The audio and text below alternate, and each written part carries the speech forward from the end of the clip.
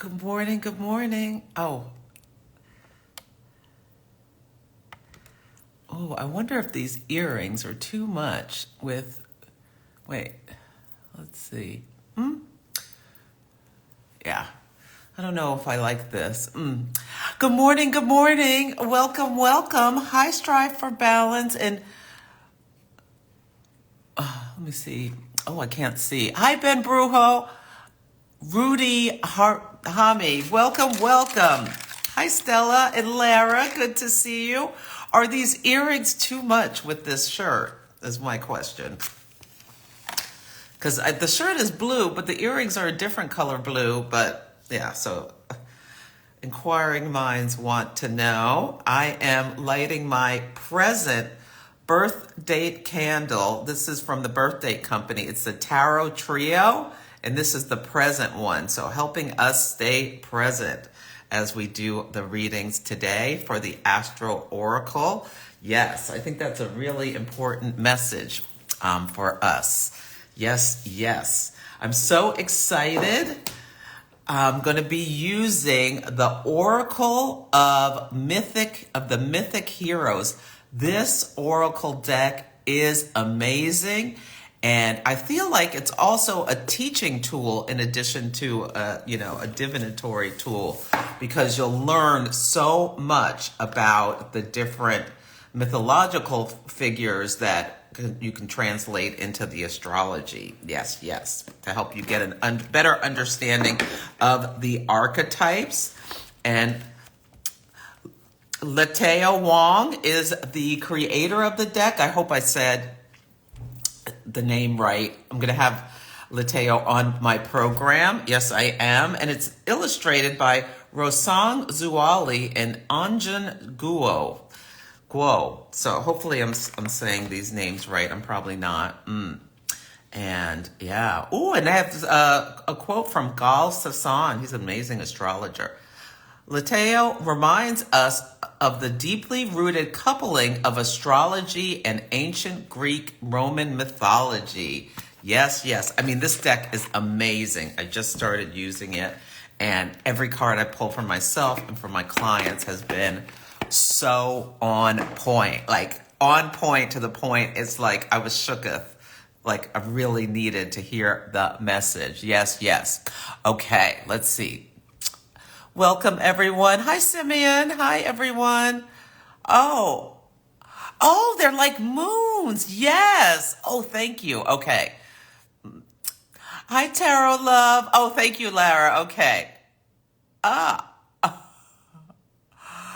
Libra Moon says absolutely not. So Strive for Balance. Are you saying I need to change my earrings? Let me know if they're too much. Okay, I've got a balance of comments. Oh, wonderful. Hi, Soul Dog Photography. I love that. I love doggy pictures. That's what I spend most of my time looking at on the internet. Okay, let me get going. Yeah, doggy videos. Those are my favorite. Yeah.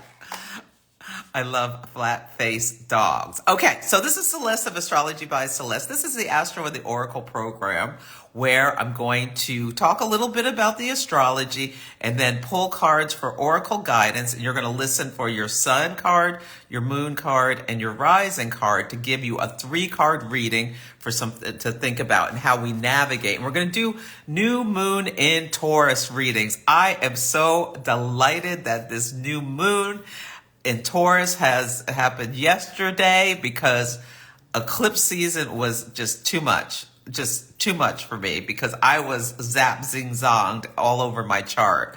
My moon was eclipsed, my Uranus was eclipsed, and the Jupiter-Uranus conjunction was on my Mercury. It was just too much.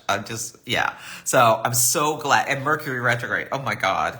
I'm so glad the energy is like calming down. Yes. So offering us the opportunity. Taurus season, and now that we've had the Taurus new moon, is an invitation to slow down, put one foot in the front of the other, be practical, enjoy sensual pleasures, focus on our resources. My suggestion is that people only set like one or two intentions. We really need to integrate all of what happened and the new starts that each of us began, some more than others, or whatever awareness that came to you from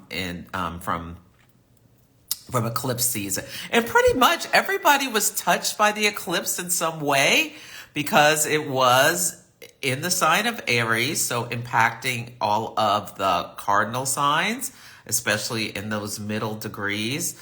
It was at 19 Aries and conjunct Chiron. So a lot of wounds, soul wounds and childhood wounds came up for people, or those wounds you can never heal. Yeah, and that impacted, people who have stuff right around 19 degrees of the cardinal signs. But then Mercury went retrograde, over the last half of Aries. So that impacted, people with really impacted people with the end of the cardinal signs. But then Mars and Saturn met at 13 degrees of Pisces. So that impacted all the mutable signs. And then the Jupiter-Uranus conjunction was in Taurus. So that impacted the fixed signs. So pretty much everyone had something that was bring change or restrictions or reversals or all these kinds of things into their lives during the eclipse season. So it was a big one. It was a doozy.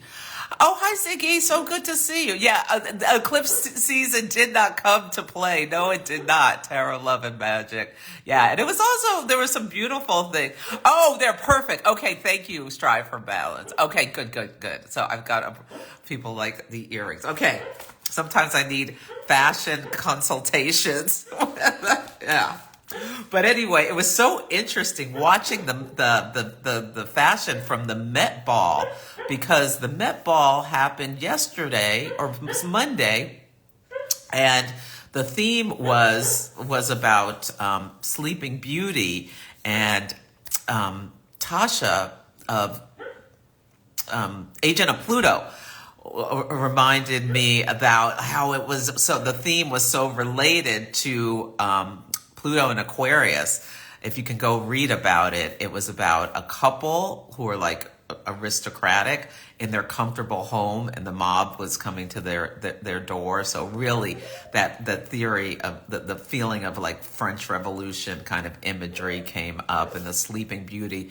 And on the day, it was Taurus Sun, sextile Saturn and Pisces. And the Saturn is very structured, and you can think about Taurus, the gardens, and the I love the fashion, a lot of the fashion, and Pisces very ethereal and beautiful, and yeah, Zendaya and Jennifer Lopez's gowns got like some of the biggest attention, but I also loved.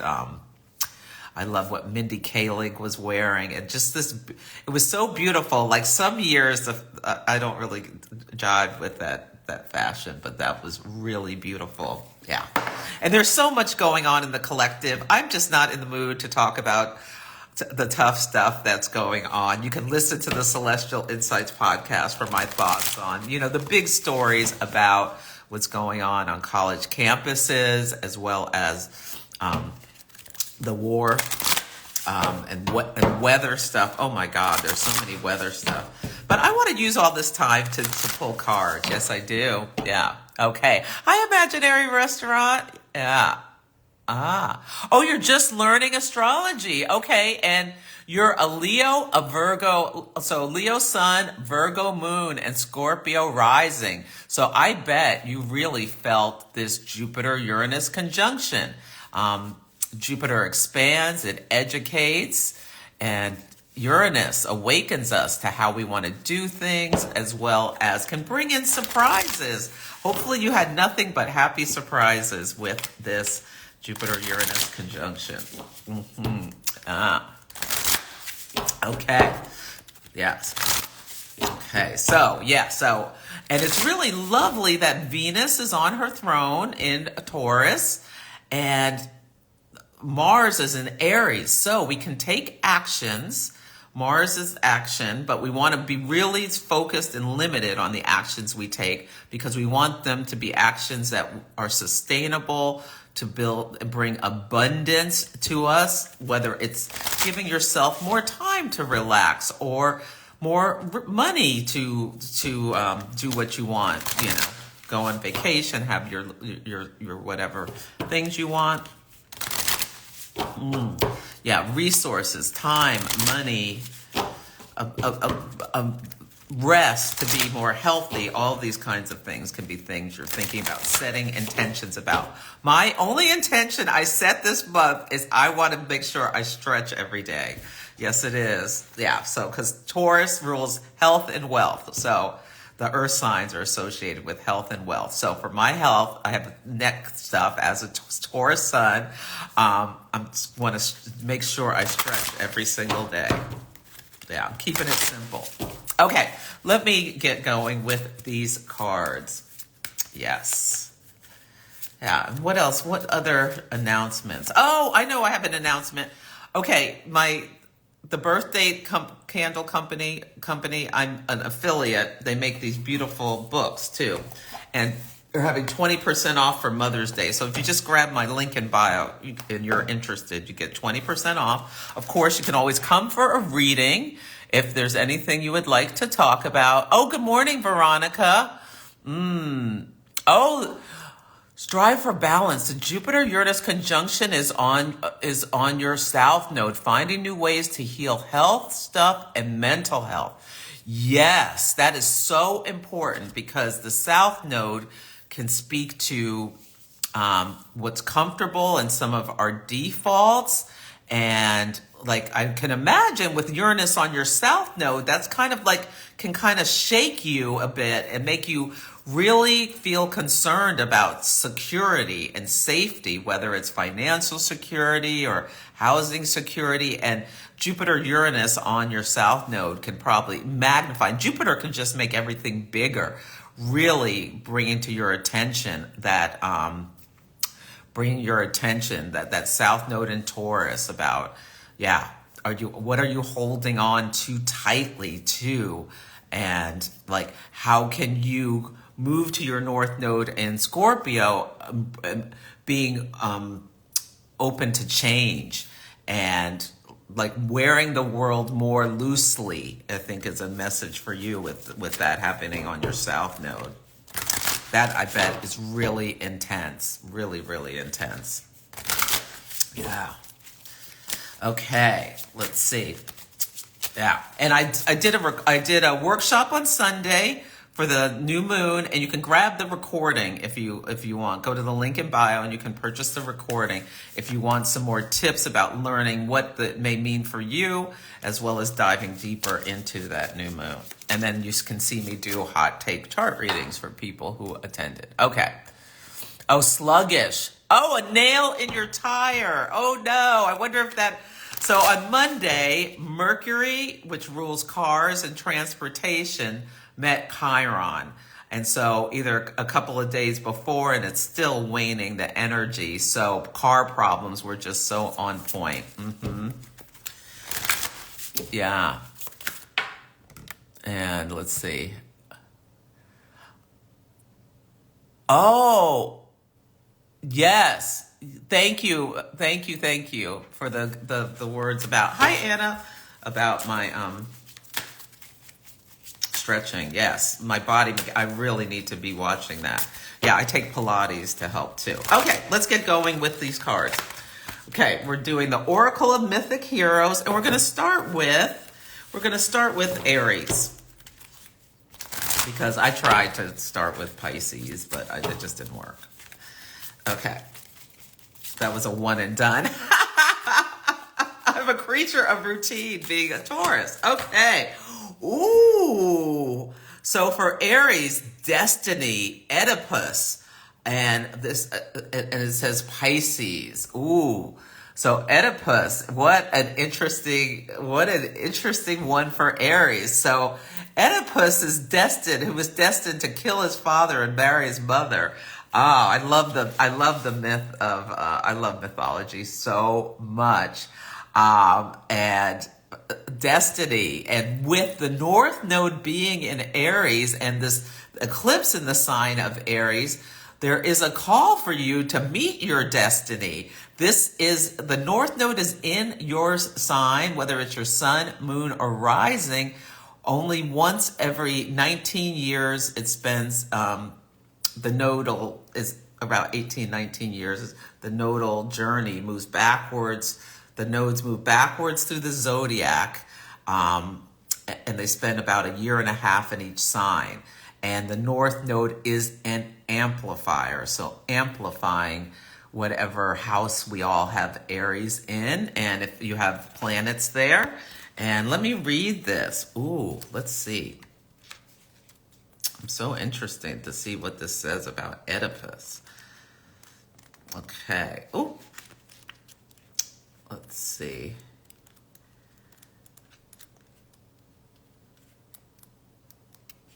Okay, it's the completion of cosmic water. So they're split up by the zodiac. Oh, here I'm back. Okay. Am I back? Are people still with me? Oh no, it paused due to poor connection. Okay.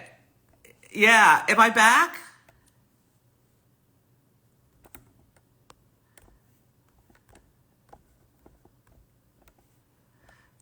Okay. Oh yeah, no, it was me. I turned off my Wi-Fi. Okay.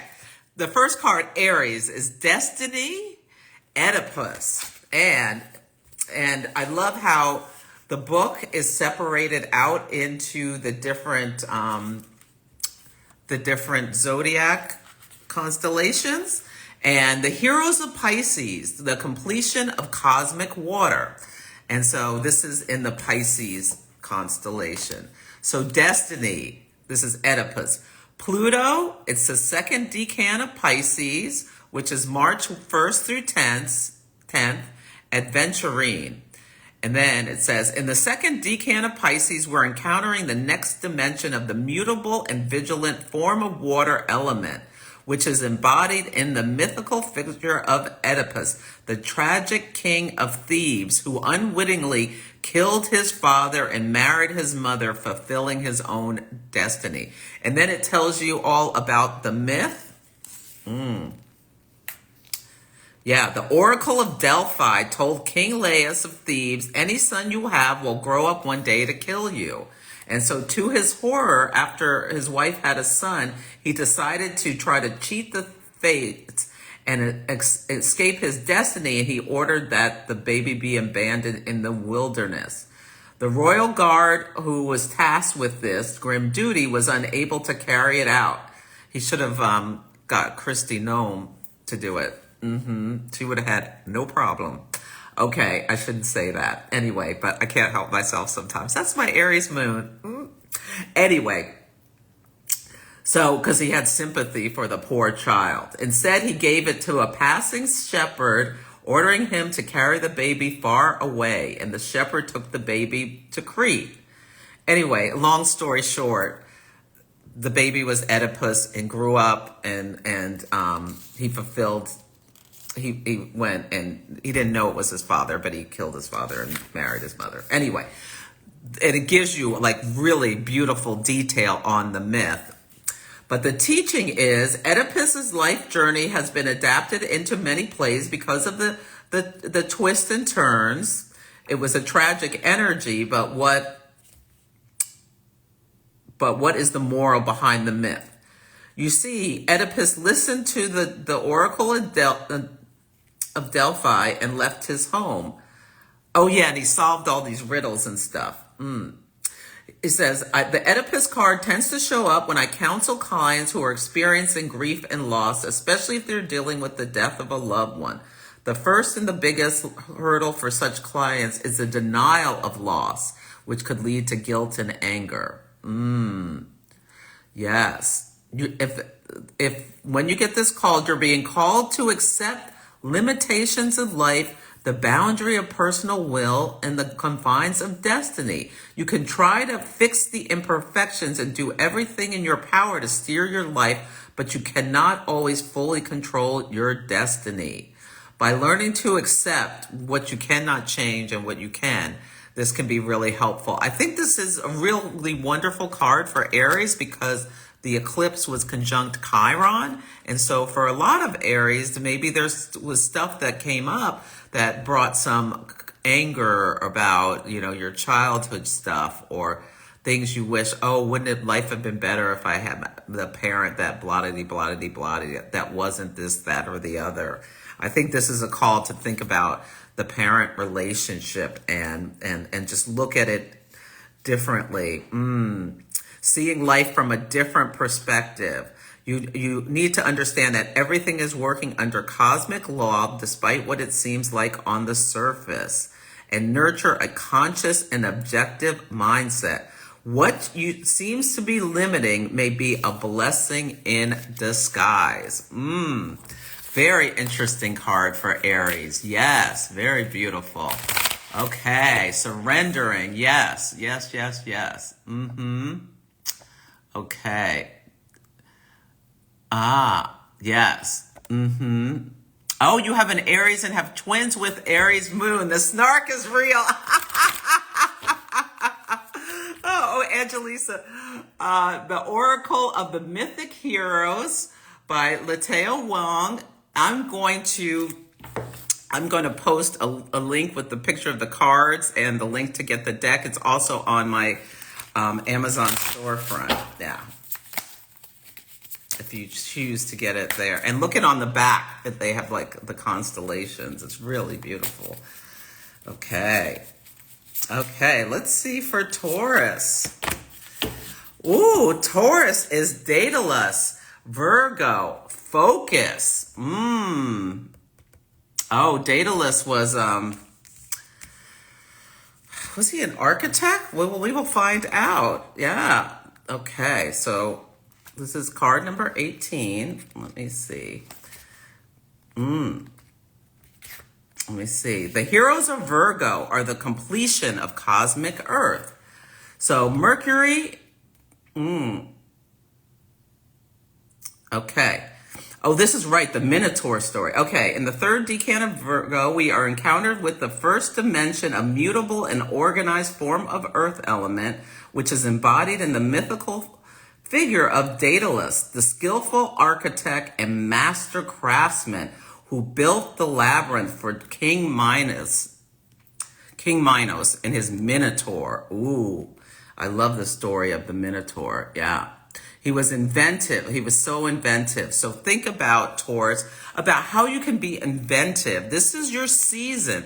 What are the resources that you need? I love that this is a card from the Virgo constellation because Taurus is fixed earth energy. And there's really a call this Taurus season to be more flexible. And can you think about how you can release control? Taurus can be a little controlling. And bring in new resources or ask for help. Venus, which rules Taurus, is at home on her throne in Taurus. You'd be surprised about how people are willing, because Venus connects, it sweetens. You're looking good, Taurus. Yeah. Yeah. And the Minotaur was this creature that was horrible. Yeah. Let me see. Okay. The teaching for this, when Daedalus appears, you're being called to reconnect with the focused, attentive, and undeviating spirit within you. The earthy and practical Virgo traits are essential when we need to overcome obstacles and achieve our dreams. The required work requires us to work hard with our energy, concentration, and a strong work ethic. If you're feeling unsure or confused, this card is encouraging you to find a practical target in front of you and focus on that instead of looking at too many responsibilities and distractions. I think this is for everyone. This Taurus season, focus on one or two things and not let yourself get distracted by a lot of other stuff. And what are the things that you need to do in order to achieve that one or two things that you have set out for yourself? And Daedalus can be your guide. I love that. Okay. Oh, Gemini, this is too funny. Damon and Pythias, Aquarius constellation, and it's friendship. Gemini is the twins, and look at there are two people there. A call to remind yourself about, who your friends are, connecting with them. I love this. Let me see. 31. The process of cosmic air. Okay. This is Uranus card. We are in the fixed and loyal form of the air element, which is embodied through the mythical figures of Damon and Pythias, whose devotion to each other became the symbol of loyal friendship. In Syracuse long ago, a tyrant known as King Dionysus ruled with unrelenting ruthlessness. He was covetous of his power. And his court was a hotbed of plotting and intrigue. Two followers of a philosopher, Pythagoras, arrived in the city. They were called Damon and Pythias. Though all the Pythagoras' followers were renowned for their moral strength and superiority, it was the strength of the friendship between these two that was really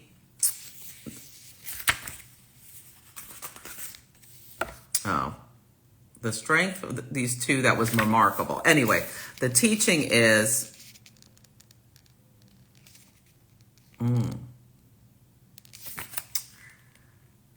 when this card appears in your reading, you're being called to embrace the spirit of altruism, community, and friendships.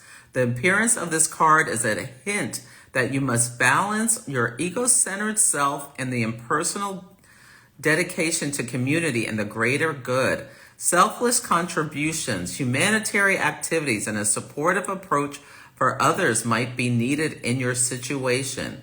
This is not a time to calculate your personal gains or fight for approvals or the spotlight. Instead, trust that building an impersonal and pure intention to contribute to the whole will bring you opportunities and support. I love that. So that's asking you to do the Aquarius work, Gemini. Take a step back, view things from a higher perspective, and how can you be helpful? Yeah, I love this. Okay. Yeah. Okay. Oh yeah, this is an incredible. Oh, Daedalus. Oh yeah, that's right. He was the father of Icarus, who flew too close to the sun. Yes. Yeah, he made his wings, but the wings had they were beeswax, and he was not supposed to. Yeah, he was not supposed to fly too close to the sun. Yes. Icarus ignored his warnings. Oh yeah, everybody knows the story of Icarus. Yes. Okay. Let's see. Who is for Cancer? Hi, Mariana. Oh, Icarus. Hubris. Yeah, so we on Cancer, this is a reminder to not fly too close to the sun and heed warning. So if someone gives you a warning about something this moon cycle, listen to it. Yeah, because yeah. Yeah.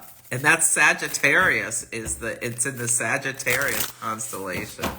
Reminder to be humble, not think about that you know everything about how things can be done. And Cancer is the sign of the mother, so maybe your children will come to you with something if you're a Cancer sun, moon, or rising. And that's a call for you to listen to what they're saying. Okay. So for Leo, it's Pandora, which is also in that constellation, Hope. So and Pandora opened the box of troubles for the whole world. Oh my goodness. This is so, Israel is a Leo moon. Yeah, so hopefully they won't open the Pandora's box with this ground invasion. We shall see what happens. But anyway, just all we can do is pray. And the students are making progress. The U.S. is not shipping some bombs. So yeah, there's the people banding together are making change. Yes. So anyway, this is a reminder to like, don't go searching in the phone because you may get caught. Like, there's Venus is going to meet Uranus, and there can be shocks in relationships. So don't go snooping. You might find something you really do not want to see. This is what I'm getting with this card. Yes. Pandora for Leo. Okay. Virgo, what are you getting, Virgo? The Sphinx transition. Some things are unknowable with the Sphinx. Yeah, and it's a big, like, for Virgos. Really think about what was spotlighted for you over the last couple of days, because the Sun in Taurus was sextile Saturn in Pisces, and Saturn is opposite your Virgo placement. So this could also be like about confusion, getting clarity with that. The Saturn can bring us face to face with reality, in addition to the fact that it can be limitations or controls. I want to read a little bit of the Sphinx. Yeah, it's number 38. Let's see. These are the creatures of the lunar cycle, divine guidance of the 4 seasons. So the Sphinx is fire. I cannot tell you how much I am loving this deck. Yes, it's spring, and we're in spring. The first quarter moon, the second week of each lunar cycle, moonstone. In the card of spring, we are encountering the next phase of the lunar cycle, the first quarter moon. Next week is a first quarter moon in Leo, which is embodied in the mythological creature of the Sphinx, whose graceful form was fashioned with the body of a tail of a lion, the face of a woman, and the wings of a bird. And it's an enigmatic figure, the puzzling riddler, the Sphinx. Sing of her labyrinth of words that confounded the mind and confused the heart. Sing of her words that offered truth only when they were shrouded in deceit. The Sphinx was born of Echidna, mother of monsters, and Typhoon, greatest and most calamitous of the Titans. She was birthed in secret so that the power of her birthright became secret itself. All manner of riddles and mysteries and puzzling words with double meaning came quite naturally to her. She proudly roamed the lands of Greece, layering whoever she willed. When she encountered any specimens of humanity, she offered them a simple challenge. Answer her riddle and go free, or fail and be devoured. As the child of a Titan, she thought of it as merely her right. It came to pass that the Sphinx came to a crossroads near Thebes. There she claimed the crossroads as her own, climbing an outcropping of rock and leveling her challenge to everyone. Great was the sorrow and fear of the Theban people as they trade to and from the great city swallowed up by the maw of the Sphinx, for none were clever enough to outwit her until Oedipus arrived. Young, strong, and handsome was Oedipus, and though the Sphinx was beautiful and terrible to behold, he did not quaver or fear or flee. He stood to a riddle. And the riddle is, what animal is that which in the morning goes on 4 feet, at noon on 2, and in the evening upon 3? The Sphinx asked.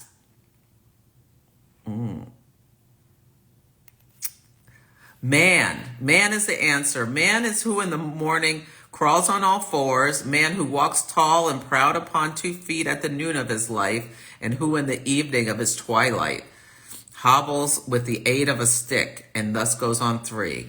Ah, and that was the correct answer. And the Sphinx was unhappy. Okay, anyway. The teaching is,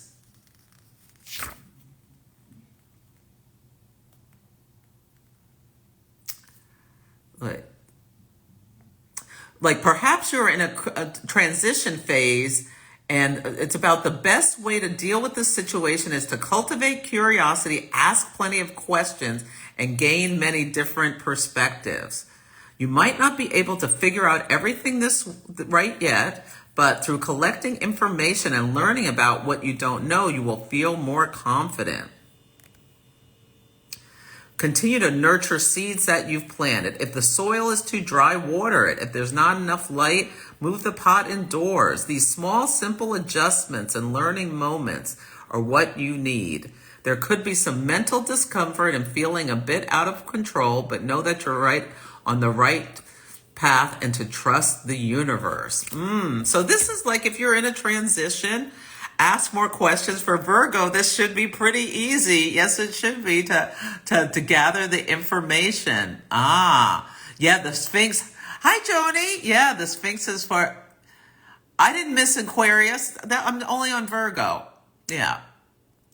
Okay.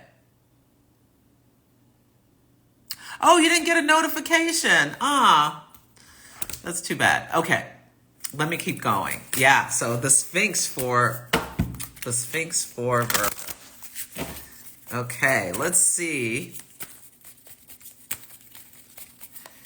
what Libra gets.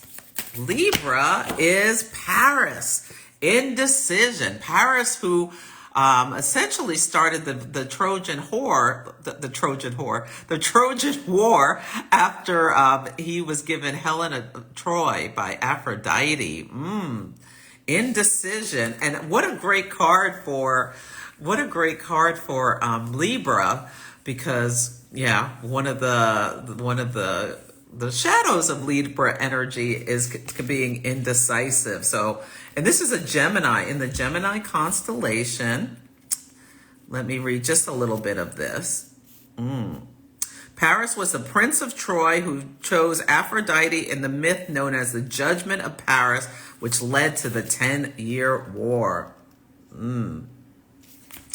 Yeah, let's see. Let me just get to... When Paris appears in your reading, you're being called to note the indecisive and hesitant qualities within yourself. And the South Node is in Libra, and Libras are called to kind of sweep away some of that indecision. How can you lean into the North Node in Aries to be more decisive and like set boundaries with yourself? Like if you just are struggling in your Libra, you can't make a decision, just pull a tarot card or pull some kind of card to help you get guidance or something like that. Moments of indecision can occur when we're being too logical and overly relying on others' input. When we do so, we neglect our intuitive self, our higher understanding, and what our soul truly desires. Then we feel mentally insecure and may even develop a fearful vision of life. Paris needs us to understand what our truth is and asks us, don't depend purely on logical reasoning when dealing with the world, but draw from a more profound place within ourselves, what makes our souls happy and aligns with our higher purpose. So trusting your intuition with that card. I love that. Okay. Yeah. So Scorpio, it is Chiron, knowledge. Chiron was a teacher and a healer, half man, half horse. The Chiron wound may have come up recently for you, Scorpio, and you can think about how, you can use that regenerative power of the Chiron wound for healing. Let me see. It's in the Sagittarius constellation. Knowledge, the sun. Fluorite. And he was the teacher of renowned heroes such as Achilles, Hercules, and Theseus.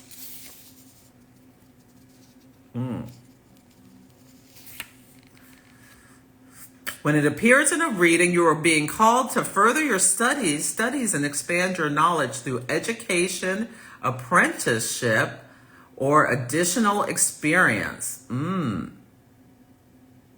Maybe it's asking you to muster up the courage to share, teach, and spread the knowledge you have with others. Like, because a lot of Scorpios have gone through a lot of intense experiences, the life, death, birth cycle, and you've learned so much about how to deal with things like grief or change, and how can you share your knowledge to help other people. I love that. Okay. Ooh, I don't know who this is. Aristeus, Virgo, service. Ooh, he looks like he's holding, I assume that's a beehive. Let's see who he is. I don't know who this person is. Okay. It's a Virgo constellation. 16 is the card. Okay. Mercury. Moss agate is the crystal. He's the son of the mortal huntress Cyrene and Apollo, the god of the sun, who is credited with the discovery of beekeeping. Oh, I had no idea. Let's see. Oh, you use your cane for stability, and on your Virgo Pluto MC. How interesting. Indecision for Leo. I know, it's so funny. Hi, Ally Lamareda. Indecision is a state of being for this Libra rising. Yeah. Oh, your husband's going through a dark night of the soul. Oh, sending you love. I'm on Sagittarius now. Yes, I am. For Aristeus, the person who discovered beekeeping. Service was the true virtue of his life. He invented beekeeping and won the love of Dionysus, the god of war, and he was able to invent mead. Okay, let me see what the teaching is.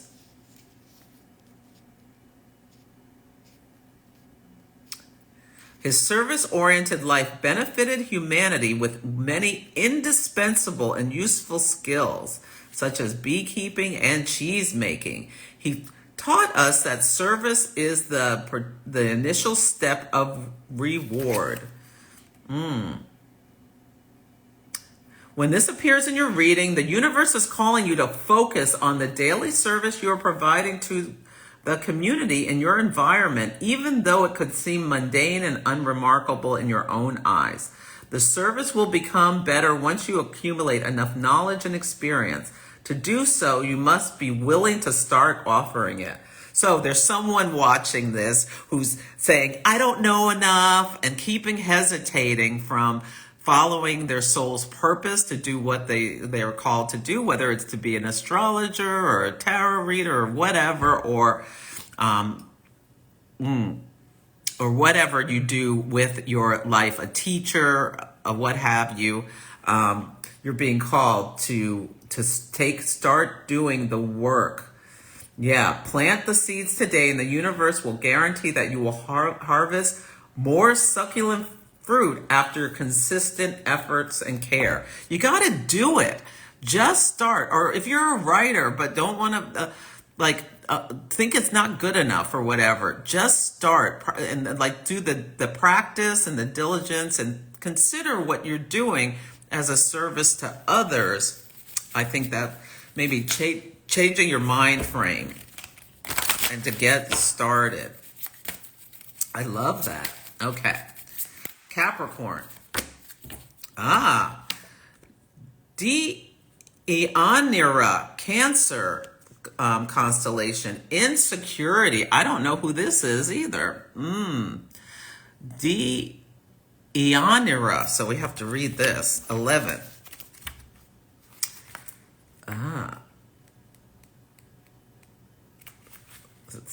The heroes of Cancer, the initiation of cosmic water. It's the moon in emerald.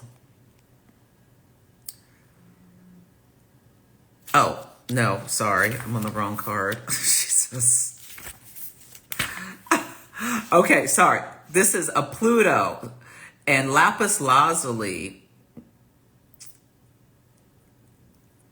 She's the Chaldean princess. Oh, she was the wife of Hercules.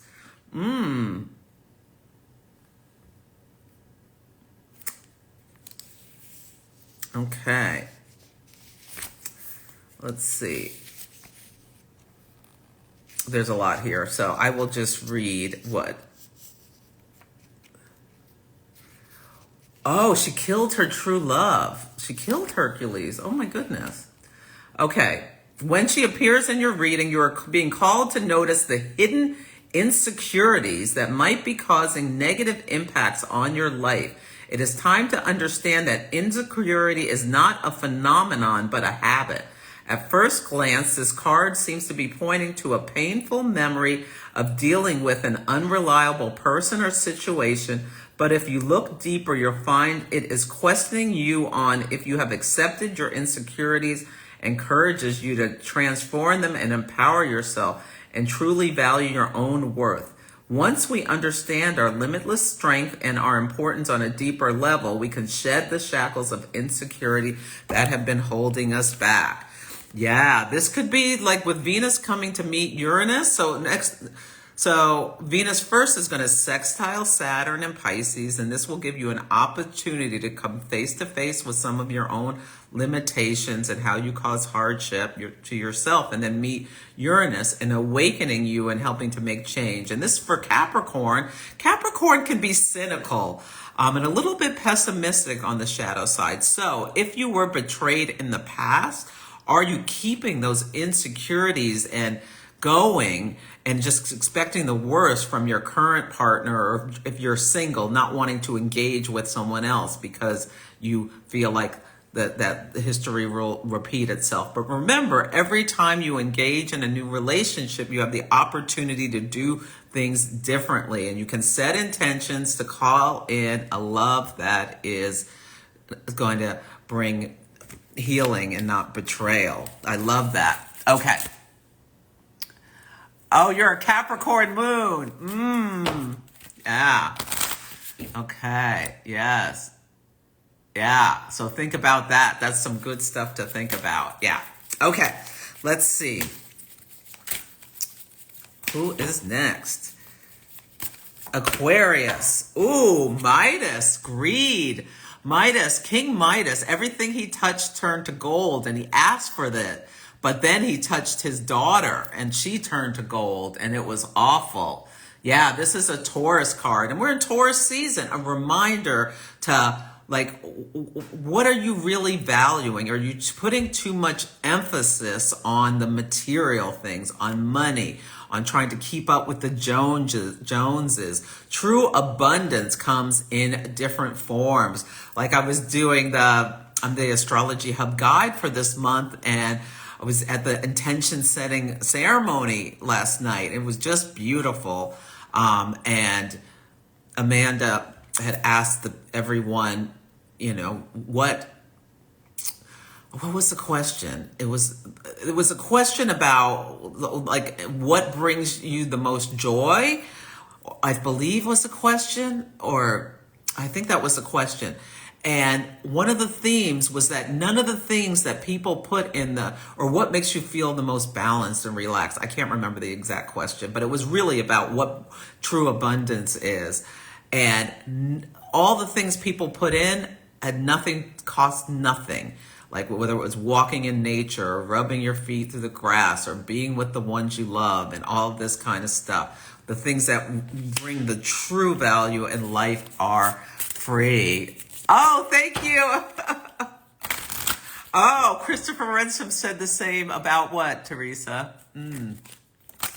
Yeah, be careful what you ask for. You just may get it. Exactly. Yes.